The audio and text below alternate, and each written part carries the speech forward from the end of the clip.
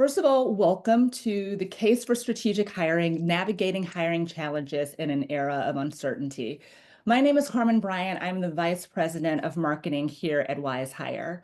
And we're going to spend the next 45 minutes addressing a fundamental question, which is how can small and growing businesses stay competitive in a complex hiring landscape? I want to make a promise. I am not going to be talking at you for the next 45 minutes. I'm going to spend the next 25 to 30 minutes or so sharing the results from our research, and then we're going to open it up for questions. So there should be, I believe, is there a Q&A button at the bottom, I believe, where you can drop questions in? I might occasionally ask you to drop some things in the chat, but we'll try to make sure that we have a lot of opportunity for interaction with one another as well. But before we dive into the meat of the presentation, I did just want to talk a little bit about what we even mean when we say strategic hiring. So strategic hiring is a forward-thinking approach that really prioritizes anticipating your needs so that you're never left scrambling to fill roles at the last minute. It's about moving away from reactive last-minute hiring to being more proactive and intentional. And for small businesses that are competing with larger companies, especially, it can really be the difference between thriving and struggling in today's hiring landscape. So now that we've sort of set the stage for making sure that we're in alignment on what strategic hiring is, I would love to hear from all of you about where you are in your hiring journey. So we're going to pull up our first poll and ask you a little bit about, about your hiring journey. So how is your business currently approaching hiring?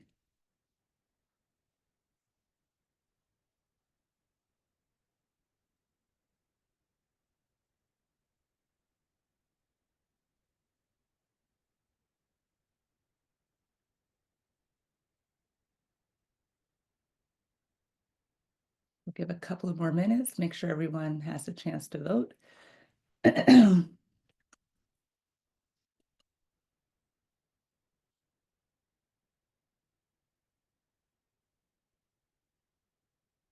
Can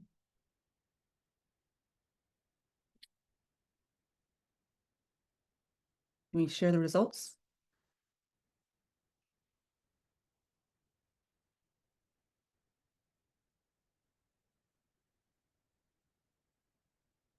Oops. Can others see?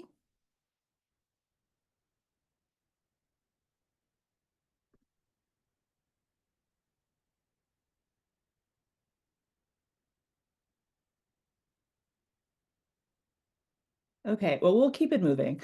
I can't see the results right here, so I apologize for that, but we'll circle back around and we can talk about that a little bit later. But my assumption is that there's probably an array of different approaches to hiring. Some of you that might have started your proactive hiring journey, some of you that might be at the very beginning, and some of you that might be here to completely learn about this and really kind of stuck in that, vicious cycle of being really reactive.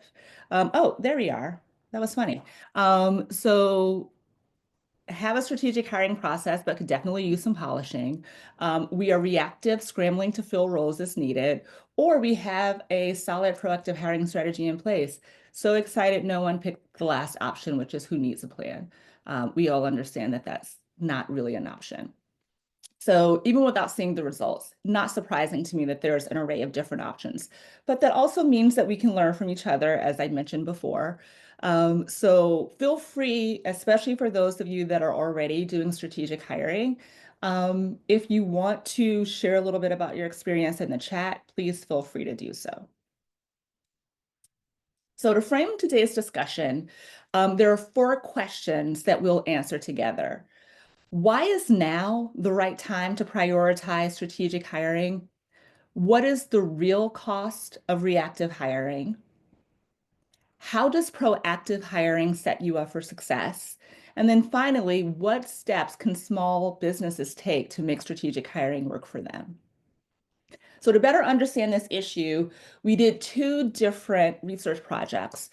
We surveyed over 200 HR professionals, as well as business owners and leaders in organizations with fewer than 500 employees.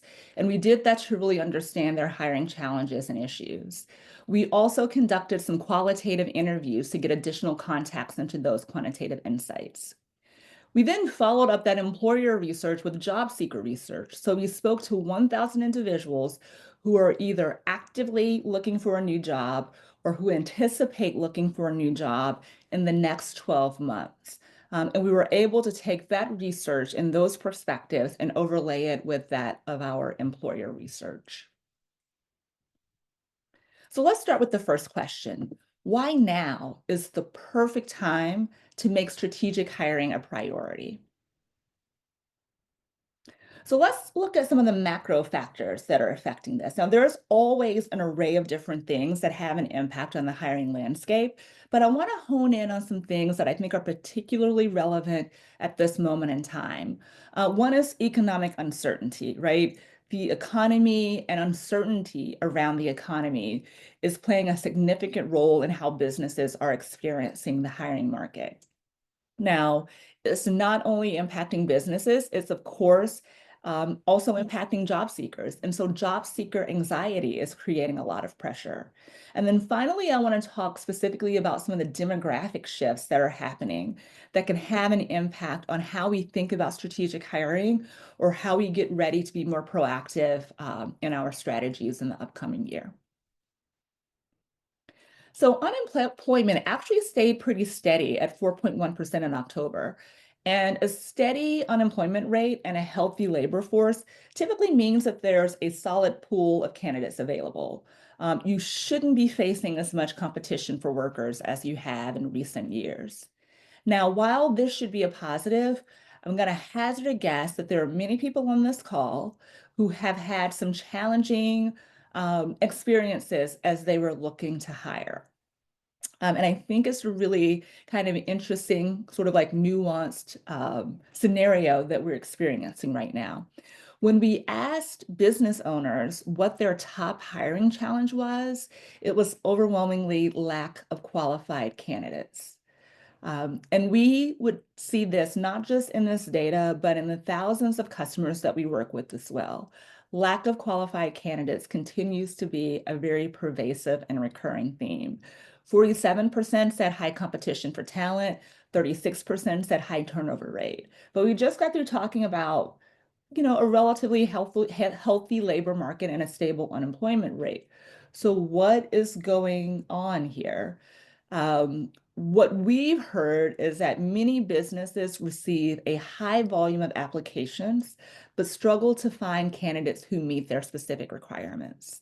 And that could be for an array of different reasons, right? Something that we know to be true is that depending on the job seeker, they might be, applying to a wide array of jobs that they may or may not even be qualified for.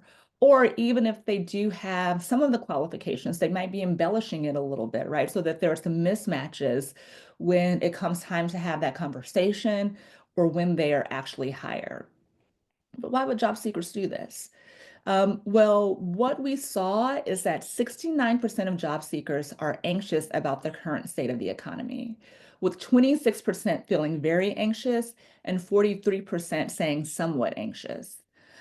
Job growth was slower. If we go back and we look at October, there were only 12,000 new payroll jobs added. And that's probably temporary, but there were a lot of things happening in that month. So we had Hurricanes Helene and Milton. There was a strike which impacted tens of thousands of jobs. Of course, there was then the upcoming presidential election and the ongoing conflict in Israel, Gaza, the ongoing Israel-Gaza conflict. So all of those things, of course, have an impact on the psyche of job seekers. And when we probed a little bit more to know what specifically was having an impact, um, it was inflation, which was a key concern. Wage growth has slowed to about 3.8% annually, and job seekers are really anxious about financial stability. So, in addition to inflation, they also cited wage stagnation and economic instability or potential recession as an issue as well. We also wanted to ask specifically about hiring and how they felt about the hiring landscape. And we saw very similar numbers. About 61% said that their anxiety had increased in the past year, with 24% saying their anxiety has increased significantly, and 37% saying it increased somewhat.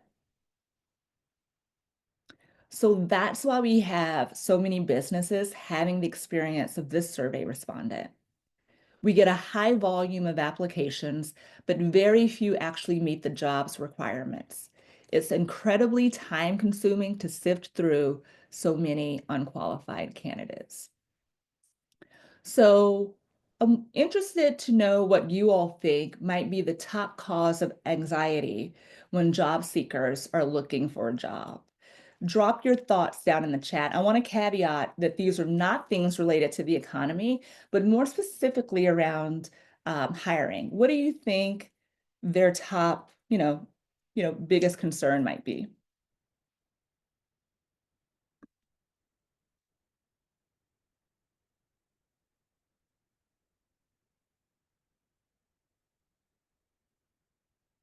Any guesses? Rejection, culture fit, pay, benefits, and PTO. The top cause of anxiety, interviews. All of those are really good guesses. But what I'm going to show you now, granted, there's a lot of different things that are making job seekers anxious, right? When we think about the economy. But one of the things that cropped up was AI or AI related, or more specifically, AI having some detrimental impact on their chances. I do think this is related to rejection, as someone said. But it's kind of this specter that somehow that their application is not even going to reach the right hands, or it's going to be filtered out, which is definitely having an impact on why job seekers are essentially spamming so many businesses and trying to make sure that they are doing as much as they possibly can to get in front of employers. So thought that was really interesting, that AI and sort of algorithms are really something that's of concern to them. And they're probably seeing and hearing a lot about it, like all of us are.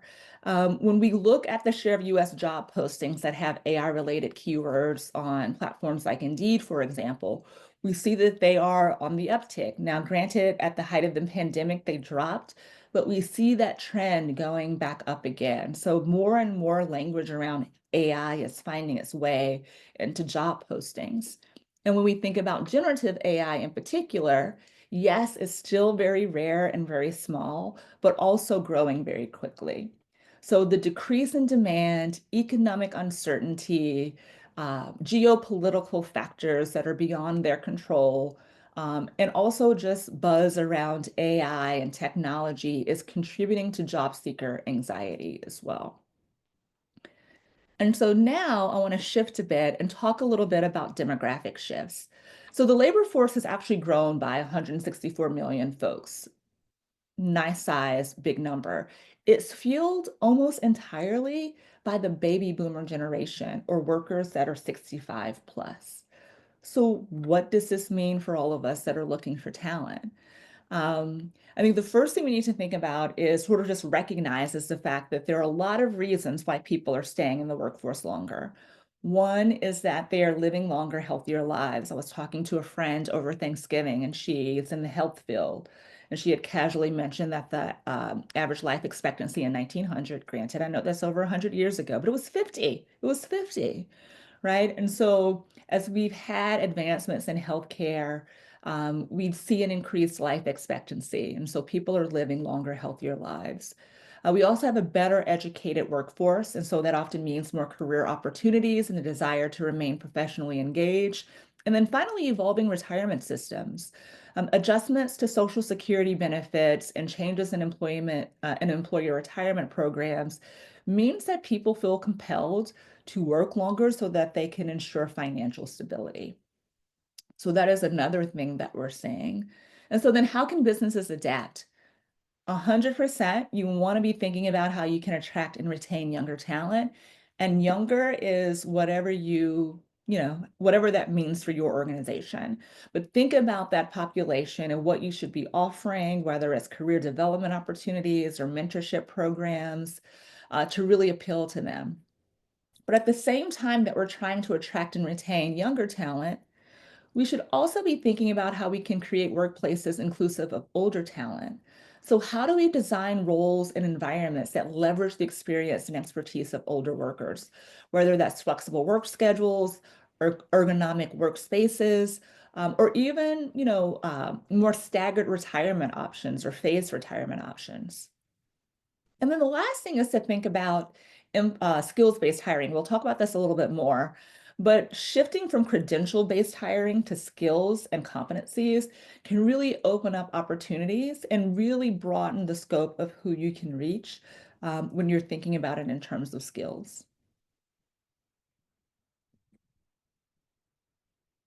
So just a quick reminder, we have economic uncertainty for all of the different reasons that I talked about that we're all probably experiencing, which is making both businesses and job seekers feel a bit more cautious.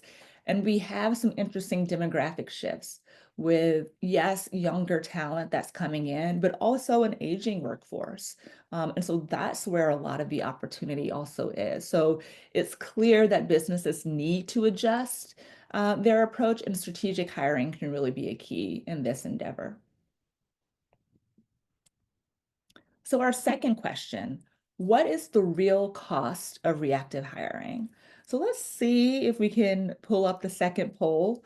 I'm curious to know, like, how many of you have open roles to fill?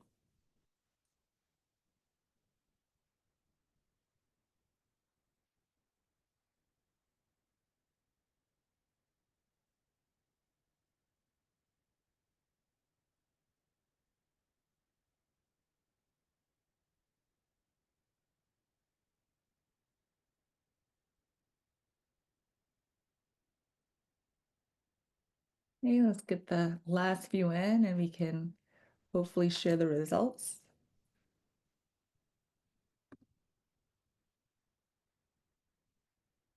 So the majority of you have multiple open roles.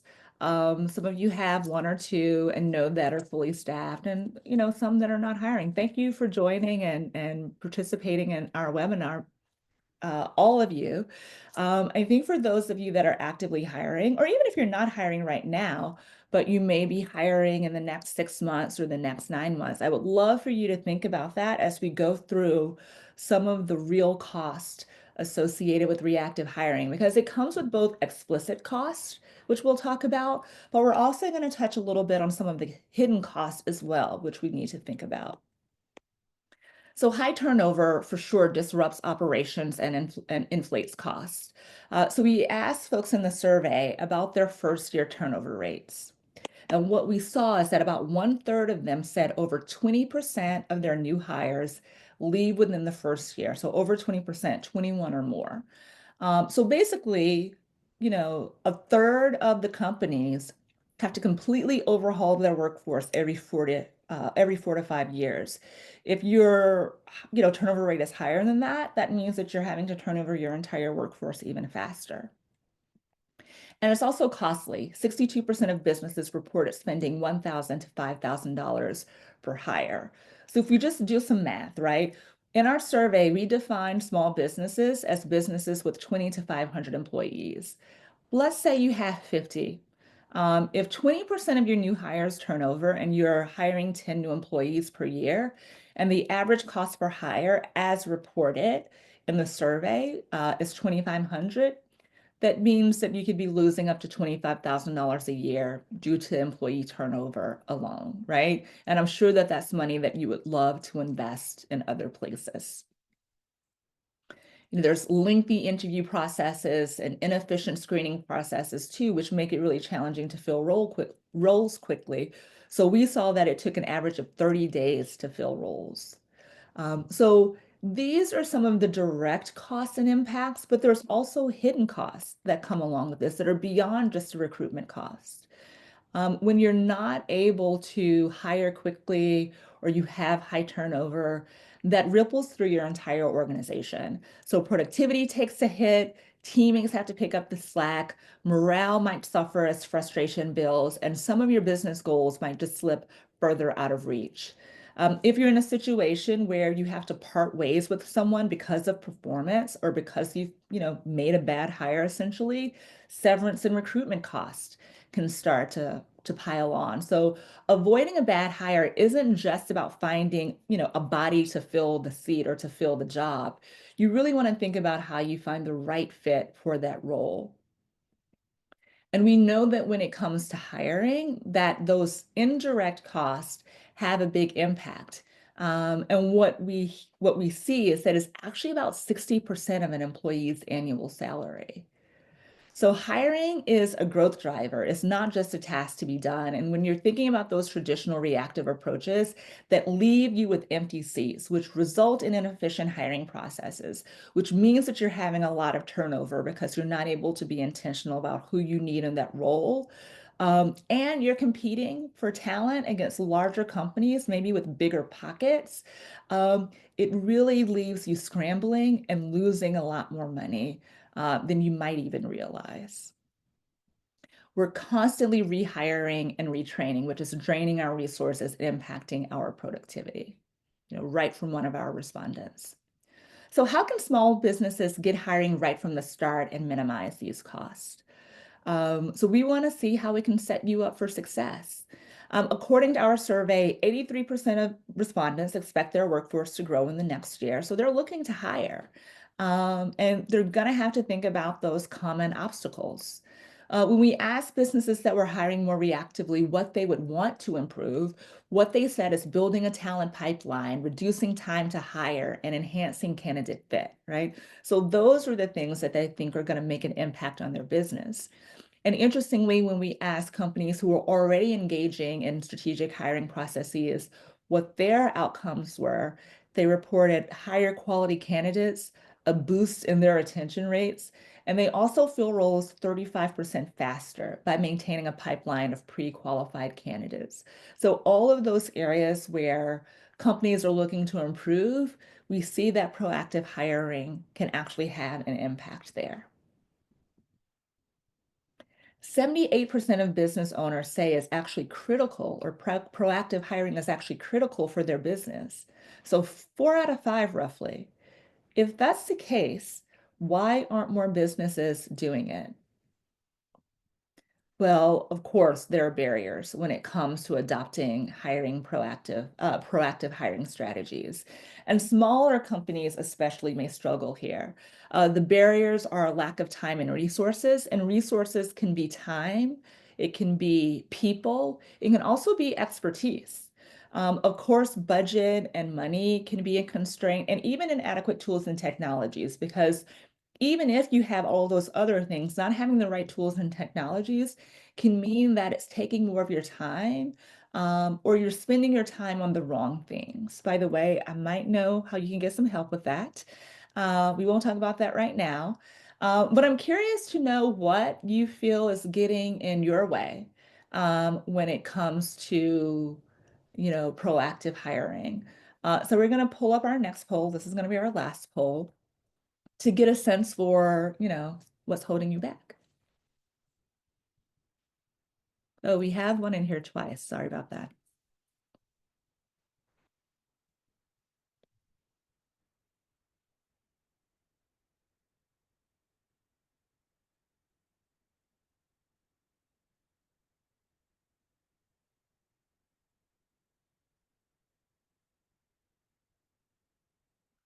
If you want, let's assume that first we are proactively hiring is actually budget constraints. Um, so if you haven't voted yet, if budget constraints is your issue, check the third one, the first we are proactively hiring.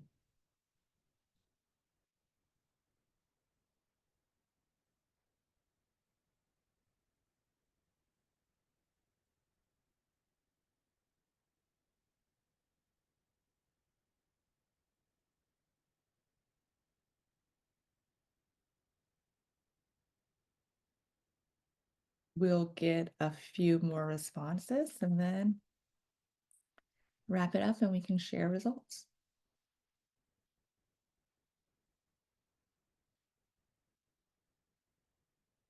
So lack of time and resources, we don't have the right tools and technology. We're unsure where to start. Thank you for joining. You're glad that you're here. And then we are proactively hiring. So excited to see that so many of you are already doing this. And at the end, we can talk a bit about maybe some of the things that you've learned and applied and kind of share that with the rest of the group. One of the quotes from one of our respondents really speaks to this. We want to attract top talent, but we simply don't have the budget to compete with larger companies. And now our fourth question. What steps can small and growing businesses take to make strategic hiring work for them? So in order to do this, we've identified 5 strategies that you can implement to make it work for you. The first is build your own candidate pool. Candidate pools are usually built as you are finding and engaging with candidates, and perhaps they're not relevant for the job on hand, or perhaps there's no job on hand, but you really want to stay connected to this talent.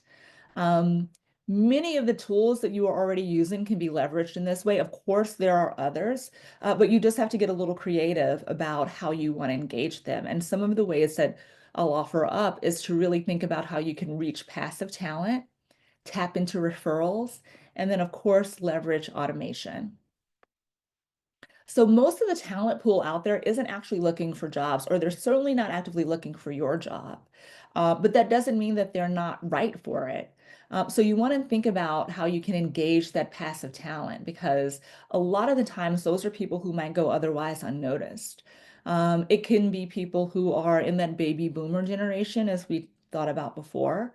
But getting in front of them is going to help you secure top talent and stay ahead of the competition. They often have specialized skills, proven experience, and a high potential for long-term success. I want to talk a little bit about employee referral programs. This is not just a shortcut, even though it does attract top talent faster and typically improve retention. Referrals generate 70% more good hires from other sources. They fill roles 35% faster, and they tend to stay longer and reduce recruitment costs.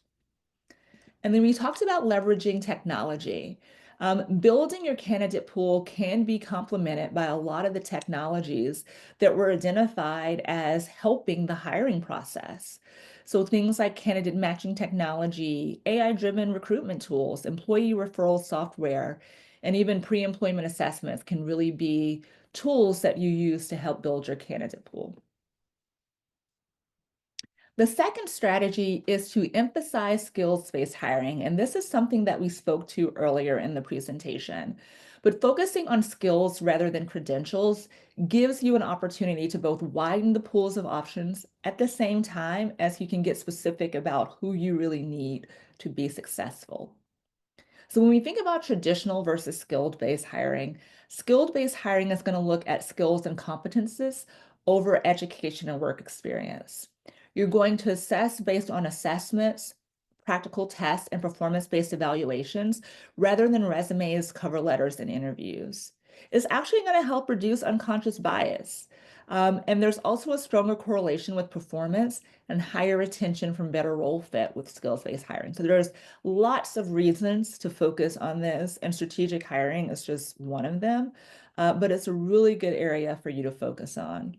And some of the proven methods for assessing skills are pre-employment tests, take-home assignments, case studies, and structured interviews.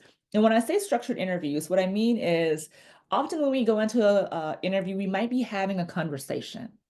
And that sounds great, but what you want to do is you want to have a structured interview so that you are having a similar and equitable experience for every respondent. Too often that bias can creep in when we connect with someone or we have a shared experience. So structured interviews are a way to prevent that from happening. Our third strategy is invest in employment and employer branding. And I have some good news. When we asked about the types of businesses job seekers preferred working for. There are about 40% that didn't have a preference, but for those that did, they were 50% more likely to want to work for a small business than they were for a large corporation. So you're at an advantage. So what you want to do is think about how to make job seekers work with you. Highlight your perks and benefits. Think about what makes you stand out. Get input from your current employees so that you can really identify what's working and then share that in your job posts or in any other collateral that you're using to get in front of talent. And that transitions into our fourth strategy, which is around providing benefits that matter, right? When we talk to job seekers who preferred small businesses and asked them why they preferred working for these organizations, they cited better work-life balance, flexibility, having more of a personal impact on the business. And you can see the array of other things. Translate that into the benefits that you're actually offering. Things like work-life balance and flexibility, right? Promoting well-being and helping employees manage their personal responsibilities. Um, Closer knit team environment, having an inclusive and collaborative culture. And then also opportunities for growth and impact. One of the reasons why folks prefer small businesses is they feel more of that impact on the business as a person, as an individual. So how do you do that, whether it's through skill development, mentorship, or meaningful projects? And then I want to end with this strategy, which is to track, measure, and adjust. Because strategic hiring is not static, right? You want to use key metrics to evaluate what's working and what's not, gather feedback from new hires, and help fine-tune your approach. So a quick wrap up of the 5 strategies are build your candidate pool, emphasize skills-based hiring, invest in employer brand, provide benefits that matter, track, measure, and adjust. So how can we help, right? What is Wizehire all about? So we've been here since 2014 for over 10 years with the focus on leveling the playing field.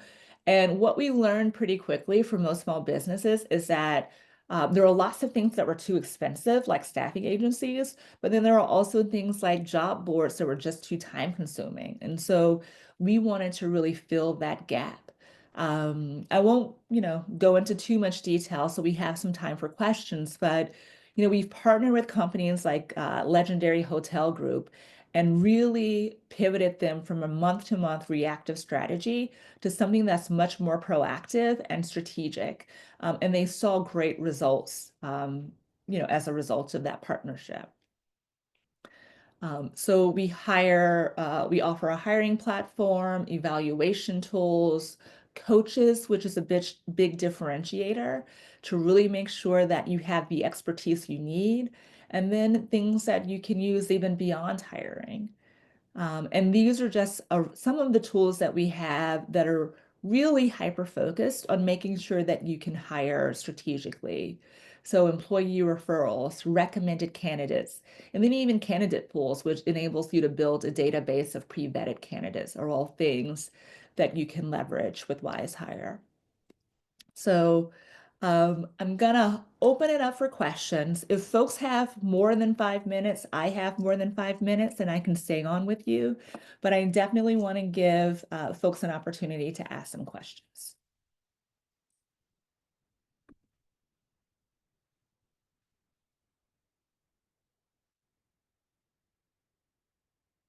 Well, yes, you will receive a copy of the recording of the webinar.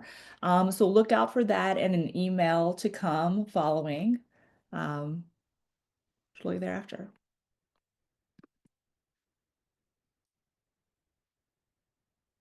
So some people are good at interview questions, but once hired, their actual behavior contradicts their interview answers.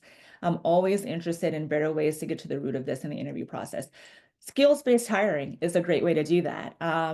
One of the things that we have here at Wizehire is DISC Plus personality assessments. It's a proprietary version of DISC designed with hiring in mind. We have benchmarks for different roles so that you can have a sense of what the profile or the ideal profile might be. It is one element of the hiring process. There are many others.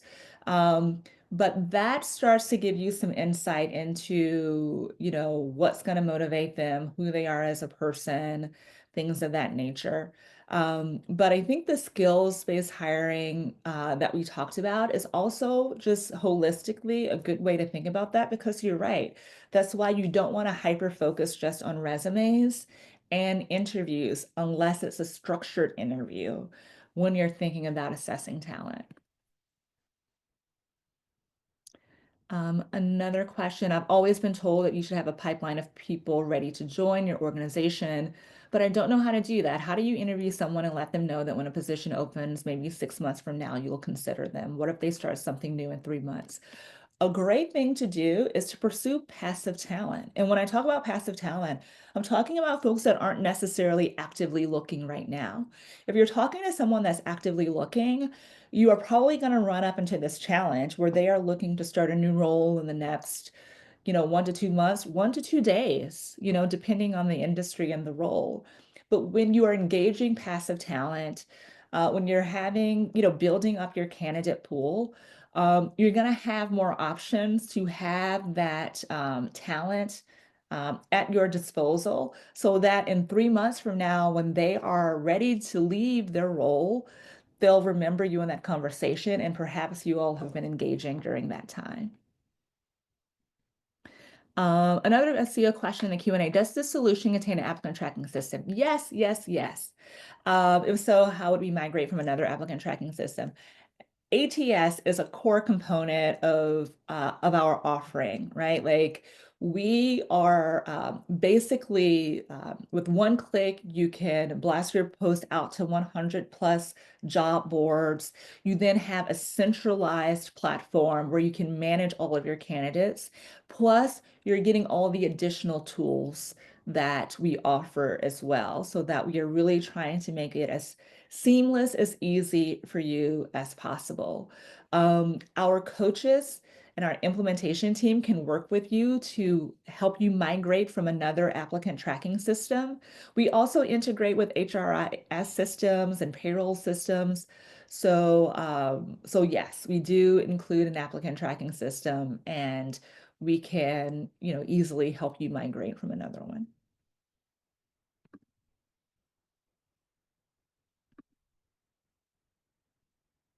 Any other questions?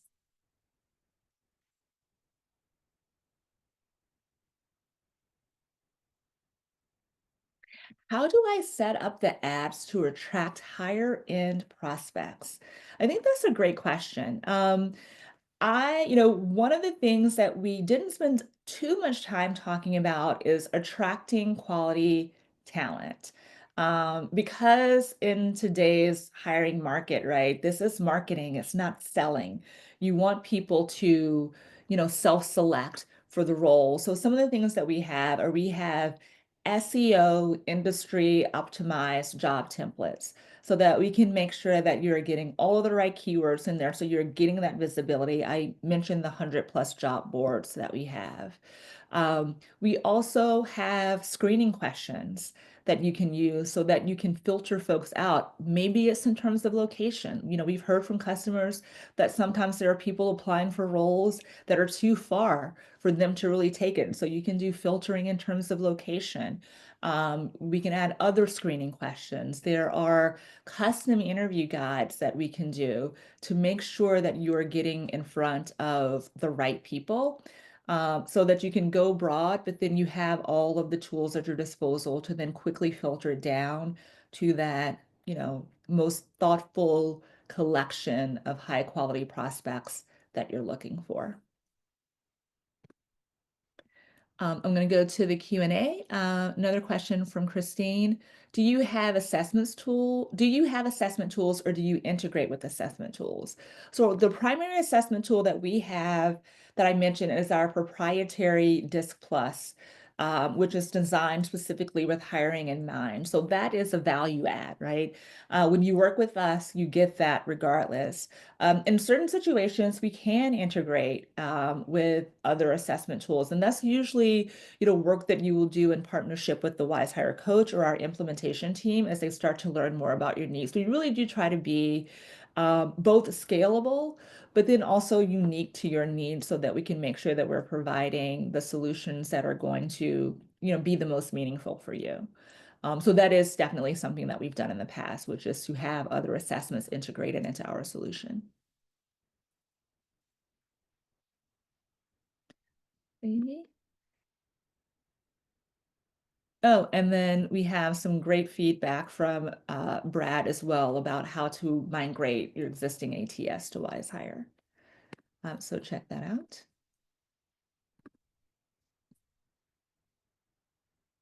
We might have time for one more question, if there is any.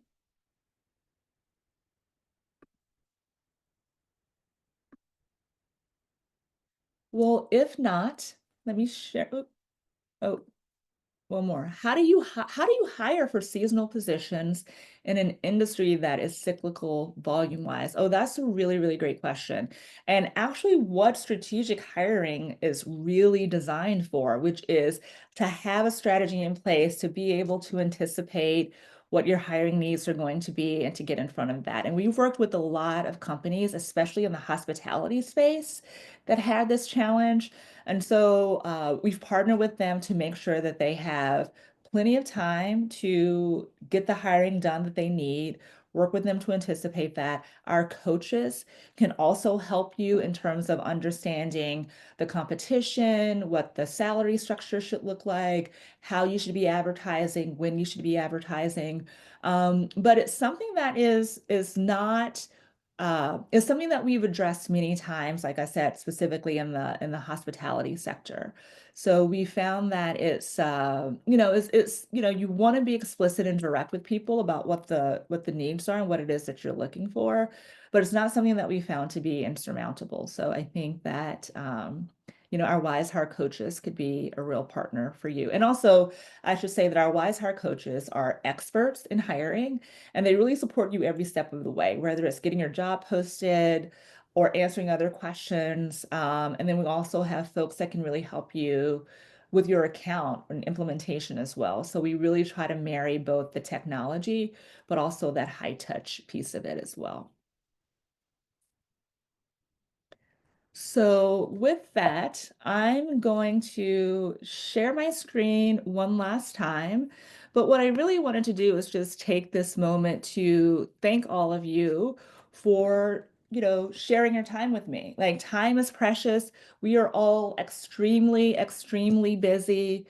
And so the fact that you decided to spend 45 minutes hearing more about strategic hiring, being engaged and asking questions, we don't take that lightly, and we're very, grateful for that. And I have a QR code here on the page if you want to set up a strategy session or have a follow-up conversation to understand more or think about how this could be meaningful for your company. You can do that. I also have my contact info. We have our phone number and our scheduler link too. I did have my email up here. But it's Carmen at Wizehire in case you have any specific questions about the report as well. So thank you so much for your time and attention. Please reach out if you have any questions, and happy holidays, everyone. Thanks so much. Bye-bye.